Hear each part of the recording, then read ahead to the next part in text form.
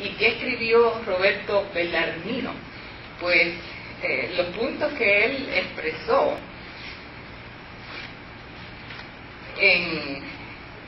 mire, es un tratado que le tomó 12 años escribir. Y estamos hablando de que en esa época, mire, no había ni televisión ni cable. Esa gente se dedicaba, tampoco tenía familia. Tenía tiempo de más. Así que imagínense, 12 años en ese tajo. Estaban estrellados. No era católico. Sí, era un cardenal católico. Sí, estamos hablando de la Reforma Católica.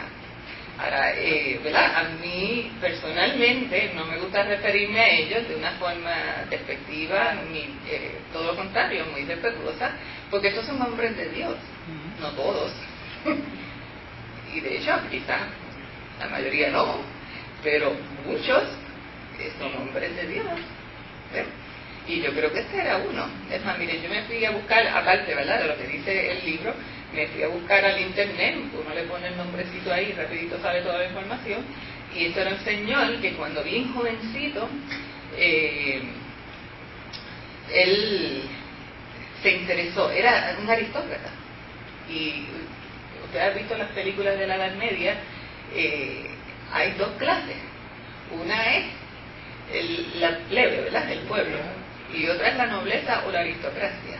Y estos son bien pocos, estos son la inmensa mayoría, y los que son nobles son dueños y señores de tierras y vidas. El que vivió aquí hace más de 50 años y conoce el campo, sabe que el que vivió en una finca agregado era como decir ser un siervo, prácticamente un esclavo de ese patrón. Eso era así. Fue algo así en la Edad Media. De hecho, los historiadores, cuando escriben de esa época en Puerto Rico, le llaman feudalismo también. ¿Por qué? Porque esta misma relación, ¿verdad?, de subordinación al hacendado, al patrón. Así que, y este era un aristócrata. Él no tenía por qué meterse a la religión. Lo hizo por elección. Y esto era un muchacho jovencito, ya sobresalía por su eminencia. Y él, como leía tanto, le gustaba dar sermones que impresionaran, ¿verdad? Muchas citas de autores y pensadores y qué sé yo. Y una vez se le quedaron las notas en la casa, cuando tenía que predicar. Se le quedaron las notas. Así que, de hecho, fue que se fue de viaje y no pudo llevar los libros que se llevó, y entonces no pudo citar a nadie. ¿Y sabe qué? Citó la Biblia. Y el caso es que tuvo tanto y tanto éxito, y el impacto que tuvo en la audiencia, que de ahí en adelante se olvidó de los libros, de los autores, y de los pensadores y de los teólogos, y se concentró en la Biblia. Así que estamos hablando de una persona sólida, ¿verdad? Y esa es la persona que ya, ¿verdad?, bastante maduro, está escribiendo y refutando a los protestantes. Así que, ¿qué dijo este señor sobre la Iglesia Católica? Bueno, pues entre otras cosas dijo que era mejor tener una iglesia con unidad y orden que no tener papa. Lo primero, o sea, el papado es la institución más importante de la iglesia medieval. Y él dice, pues con todas sus arrugas y verrugas, es mejor tener el papado que no tener unidad y orden. Y en un sentido, hay mucha gente que dice, ¿verdad?, pues eso es bien razonable. Bien razonable, porque donde no hay una cabeza, lo que puede haber es anarquía, un caos. O sea, mejor no tener una iglesia que no tener papa. Él dice, mejor tener un papa que no tener unidad y orden. Él lo que está diciendo es, hace falta. Exactamente. Por más malo que sea. Mejor que no haya unidad que falte papa. Mejor no tener la iglesia. Dice, por más malo que sea, el papa es necesario, ¿verdad? Y esa es la institución más importante del catolicismo, el papado. Lo cual el protestantismo rechazó por completo, ¿verdad? Y más que era un papado inmensamente corrupto, y especialmente en la Edad Media, porque antes y después pues se renovó o no empezó así, pero especialmente en la Edad Media. Y yo recuerdo una de las veces que estuve aquí, que estuve sentada por ahí, que estaba escuchando al pastor, él mencionó el donatismo, si alguno de ustedes se acuerdan, y el donatismo lo que hizo fue decidir que no importaba cuál era la condición de ese sacerdote, su ministerio era tan válido como si fuera moralmente capacitado. Porque había que garantizar que la administración que daba era auténtica, era válida para el creyente. Y nosotros tenemos nuestra versión sobre eso. Nosotros decimos, aun cuando haya un ministro que esté en pecado, la palabra fluye, porque la palabra no se afecta.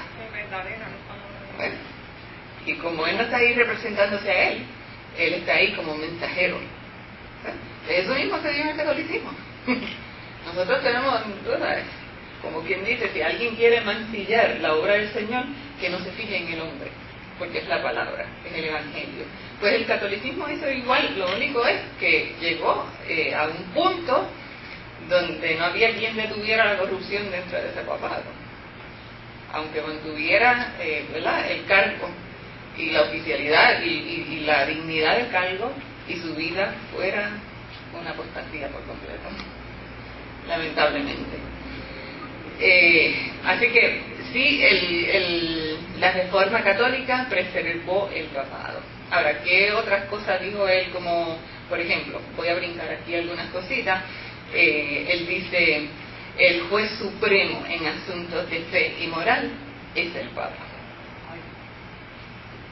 O sea, no solamente es la posición oficial jerárquica en cuanto al gobierno, sino en cuanto a la doctrina. Y esto es muy importante.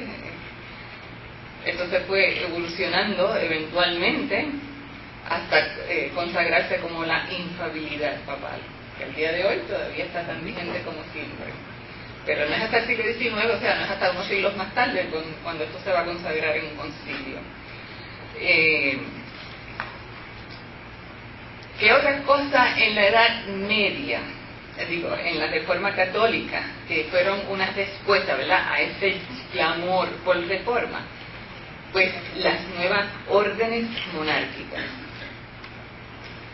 Y ahí tenemos dos órdenes, principalmente, que tenemos hasta el día de hoy, tan viva, o más que viva que en ese momento, que son las carmelitas descalzas y son los jesuitas. En ese momento que hay ese gran clamor por reformar la iglesia, lo que hay es un movimiento de base, que desde las raíces está pidiendo un espacio de espiritualidad. ¿Y dónde nace eso? Pues si el papado fue la institución más importante de la iglesia en la Edad Media, el segundo más importante, ¿cuál fue? Las órdenes, el monasticismo. El monasticismo. Esa fue el otro pilar del catolicismo de la Edad Media, el papado, pero también el monasticismo. ¿Y qué pasa? Que según se vio en la historia de la iglesia, desde los principios, el monasticismo fue un movimiento con muchos subes y bajas. De repente llegaba alguien, reformaba las órdenes y le ponía reglas. ¿Se acuerdan de las reglas de San Benito? Donde se ponía todas esas reglas para la convivencia, para que hubiera estabilidad y para que no se cayera en manos de personas que se querían lucrar del asunto. Y duraba 2 o 3 décadas, duraba hasta 200 o 300 años, y volvía y caía, ¿verdad? Y entonces en este momento se da una renovación que hasta el día de hoy permanece. No se puede decir lo mismo de las carmelitas que de los jesuitas. Hay que hacer una gran diferenciación ahí. ¿Por qué? Porque las carmelitas, ¿quién es la fundadora de las carmelitas descalzas?